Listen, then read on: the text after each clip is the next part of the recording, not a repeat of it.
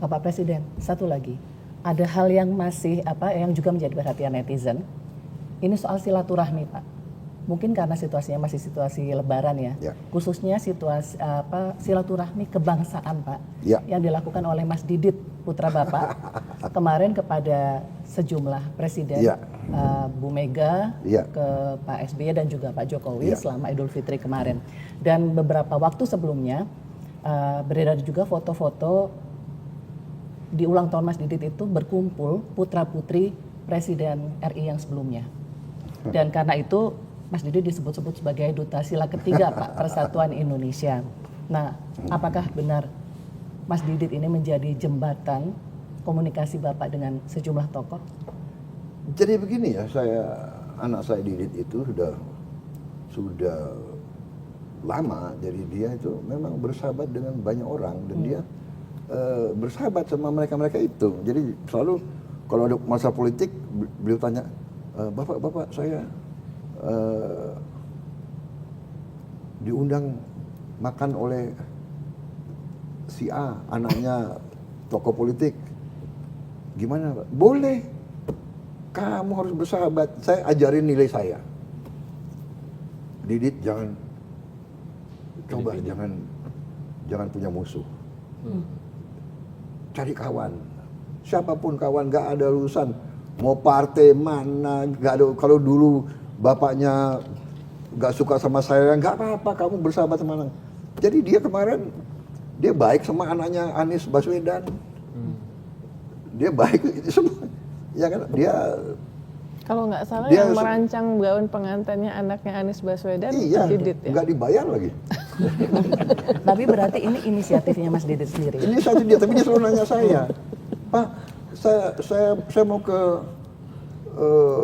rumahnya Bu Mega. Bagus, silakan.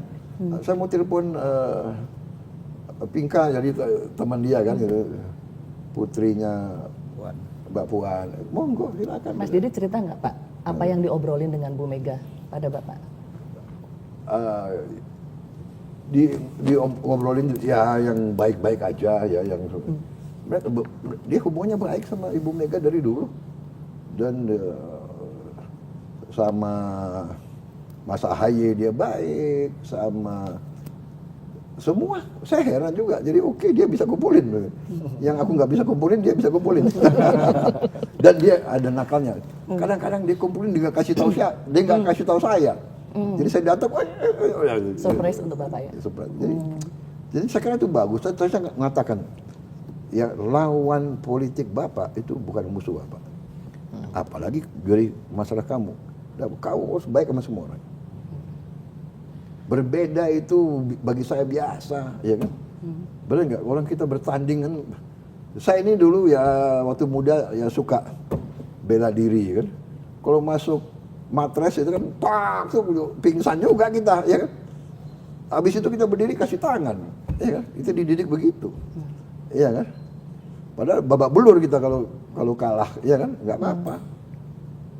Ya kadang-kadang, tapi saya senang dia nangkep itu. Oh, saya nggak apa-apa. Saya bilang, Bapak suka kalau kamu bersahabat sama siapapun. Dia begitu. Jadi boleh nggak saya diundang sini, boleh nggak? Boleh, nggak ada masalah, ya kan? Dan itu ditanggapi baik ya oleh semua orang menurut saya, ya kan? Kadang-kadang ya aliran kita keluarga, saya masuk keluarga saya loh, yang dulu-dulu itu, begini. Jadi ada pelajaran ya, mungkin klan ya, klan itu. Dulu bapaknya dia nggak sopan sama bapak kita, gitu. Ada kan? Sering begitu kan? Dulu dia tidak sopan sama, dulu gitu, ya. Kalau saya bilang udah nggak apa-apa, ya kan? Dulu sekarang beda. Mungkin juga, umpamanya kita berbeda pendapat ya. Dia nggak suka sama saya nggak suka sama dia, tapi dia nggak suka sama saya, mungkin saya juga ada kesalahan, mungkin, ya kan? Namanya anak muda, bener nggak? Kadang-kadang saya sembrono juga gitu loh. Karena saya ini banyak pendidikan di barat kan waktu itu. Ini contoh saya cerita ya. Jadi satu saat saya letnan, ada komandan saya di depan kasih briefing. Saya di belakang, saya duduk begini. Kan di barat biasa kan? Iya. Saya di sekolah waktu itu duduk begini, nggak dimarahin guru saya waktu di Inggris. Tapi untuk komandan saya yang orang Jawa, Letnan Prabowo, kamu yang benar, siap. Nah, itu loh. Jadi bukan niat saya, tapi dia udah tersinggung gitu. Hal-hal kecil seperti itu, ya kan? Kadang-kadang umpamanya anak muda tolak pinggang. Di budaya barat itu tolak pinggang nggak apa-apa, ya kan? Dengan orang Indonesia senior, mana tolak pinggang, ya? Kira-kira begitu. Jadi 1000 kawan terlalu sedikit, 1 lawan terlalu banyak. Kunci yang saya belajar sekarang adalah kunci keberhasilan kita menghadapi krisis adalah kerukunan. Apakah kerukunan itu berarti tidak boleh kritik, tidak boleh koreksi? Enggak, silakan. Kritik boleh, ya kan? Saya mau, umpamanya ada orang yang mengatakan makan bergizi tidak benar. Ya monggo diskusi, kenapa tidak benar? Negara India laksanakan, Brazil laksanakan, dan terbukti Brazil sudah melaksanakan 11 tahun. Kelihatan, begitu makan bergizi, angka kemiskinan menurun. Karena uang beredar di tempat miskin.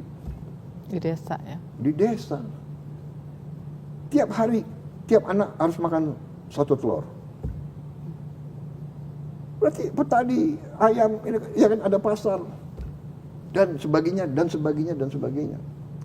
Jadi kita bukan melaksanakan hal yang baru. India melaksanakan, Brazil melaksanakan. Ya kan? Kalau Amerika sudah lama melaksanakan. Yang saya tangkap dari pengalaman mereka adalah memberi makan kepada anak-anak itu adalah instrumen demokratisasi. Karena melakukan itu berarti pemerataan dan dapat mengurangi kemiskinan.